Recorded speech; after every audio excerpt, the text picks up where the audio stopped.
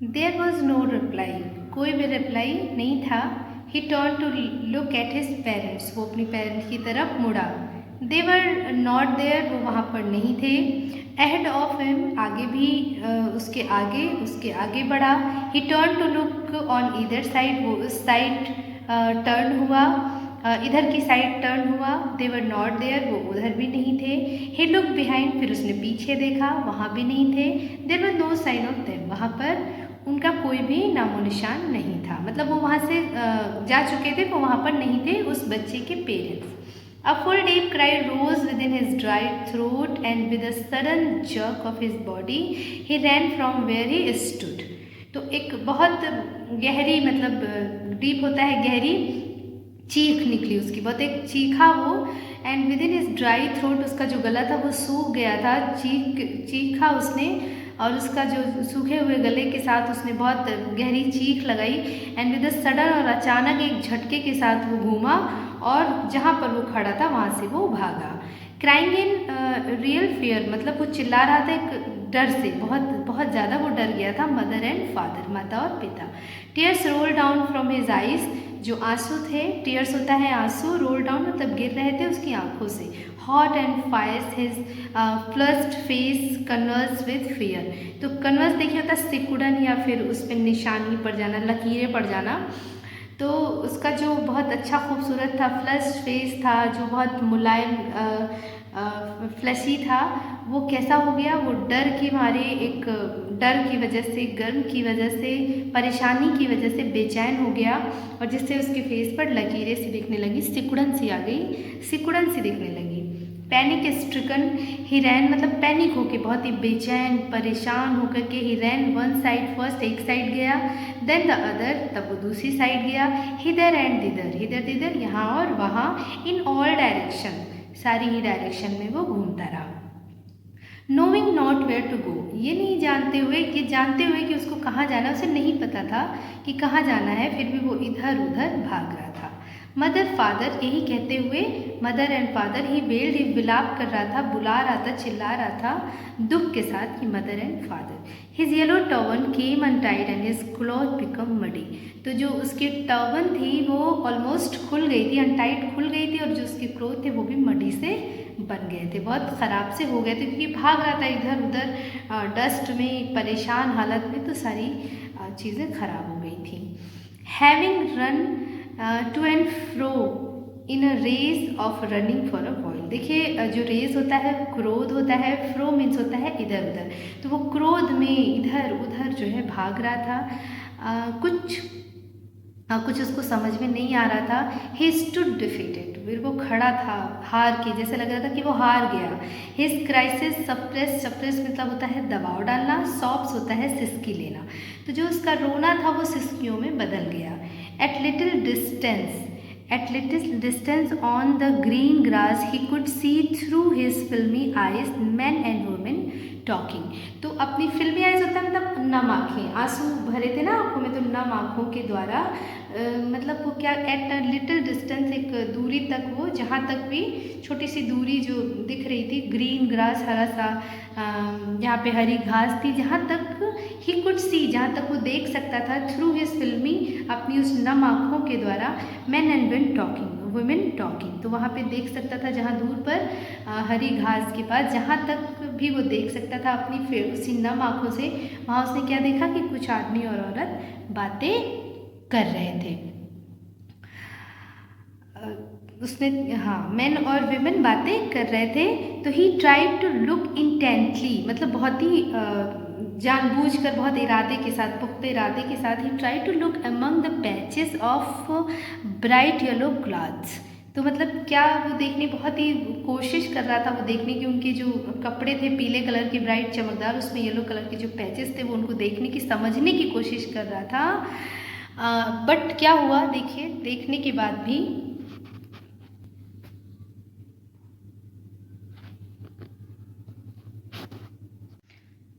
तो वही वो ब्राइट येलो क्लॉथ देखने की कोशिश कर रहा था, but there was no sign of his father and mother, her mother, लेकिन उन लोगों के बीच में उसके मदर और फादर का कोई भी साइन नहीं दिख रहा था वहाँ पर, क्योंकि वो परेशान होकर के, क्योंकि उसके मदर और फादर ने भी क्या किया हुआ था, येलो कपड़े ही पहन रखे थे, तो इस वजह से वो उन लोगों के बीच में उन्हीं को खोजने की कोशिश कर रहा था जो मेंस और वीमेंस वहाँ बातें कर रहे थे। Who seemed to laugh and talk just for sake of laughing and talking। तो वो क्या कर रहे थे, वो लोग वहाँ पर हिल डुल रहे थे, अपनी बातें कर रहे थे, हंस रहे थे और इंजॉय कर रहे थे।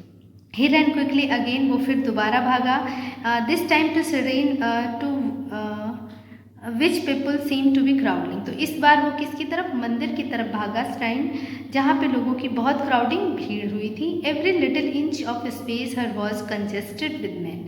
तो मतलब 1 इंच का भी स्पेस नहीं था वहाँ कि उसमें कोई बंदा जा सके, इतना वहाँ पे कंजेस्टेड था, इतने ज़्यादा लोग थे वहाँ। But he run through peoples leg his little soft lingering mother father. लेकिन वो क्या कर रहा था, लोगों के पैरों के बीच से, थ्रू मत होता है द्वारा, लोगों के पैरों के बीच से निकल कर जा रहा था। उसकी छोटी सी जो छोटा सा था वो, उसकी जो चीख निकल रही थी, जो सिसकियाँ निकल रही थी, और वो सिर्फ यही पुकार रही थी, mother and father. Near the entrance to the temple however, मतलब जो टेम्पल का एंट्रेंस आया, जहाँ से जाएंगे टेम्पल के अंदर, उसके पास में, नियर होता है पास में, how it the crowd become very thick. मतलब वहाँ पर तो और भी जो भीड़ थी वो और घनी हो गई, और ज़्यादा लोग हो गए। मैन जॉस्टल ईच अदर, लोग एक दूसरे को क्या कर रहे थे, प्रेस कर दे रहे थे, दबा दे रहे थे, पुश कर रहे थे। Heavy man with flashing murderous eyes and hefty shoulder. तो जो हैवी मैन, मतलब लोग एक दूसरे को क्या कर रहे थे, धक्का दे रहे थे, जो हैवी मैन विद फ्लैशिंग, अपने मांसल शरीर से और मर्डरस जैसी, खूनी जैसी आँखों से, एंड हैप्टी शोल्डर, बहुत मजबूत मजबूत कंधों के साथ। The poor child struggle to a thrust away between their feet. तो जो छोटा सा बच्चा था वो स्ट्रगल करता हुआ दिख रहा था, संघर्ष करता हुआ दिख रहा था, उनके पैरों के बीच में हमला करता हुआ। थ्रस्ट मतलब एक प्रहार कर रहा था, उसके अंदर से निकल जाने की कोशिश कर रहा था। But knock to and fro by their brutal movement. लेकिन वो क्या हो जा रहा था, गिर जा रहा था, इधर उधर स्लिप कर जा रहा था। देयर उनके ब्रूचुअल, क्रूर, ब्रूचुअल होता है क्रूर और निर्दयी मूवमेंट। लेकिन वो लोग जो मूवमेंट कर रहे थे, जो लोग थे, जो भीड़ में लोग थे, वो इतनी बुरी तरीके से पुश कर रहे थे एक दूसरे को कि वो गिर जा रहा था। फ्रो मीन्स होता है इधर उधर, इधर उधर वो गिर जा रहा था, नहीं वहाँ पर जा पा रहा था।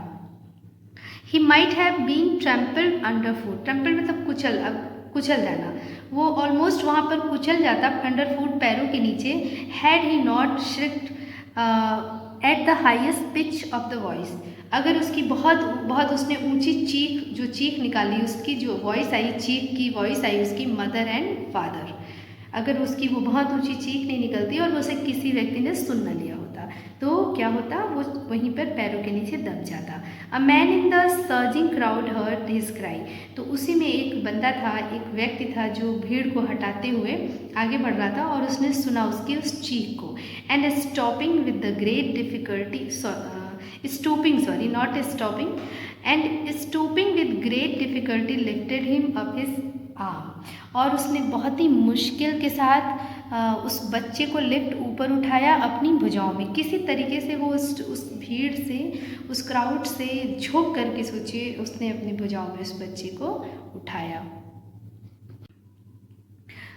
How did you get here child, तुम यहाँ पे कैसे मतलब आए। हुज बेबी आर यू, तुम किसके बच्चे हो।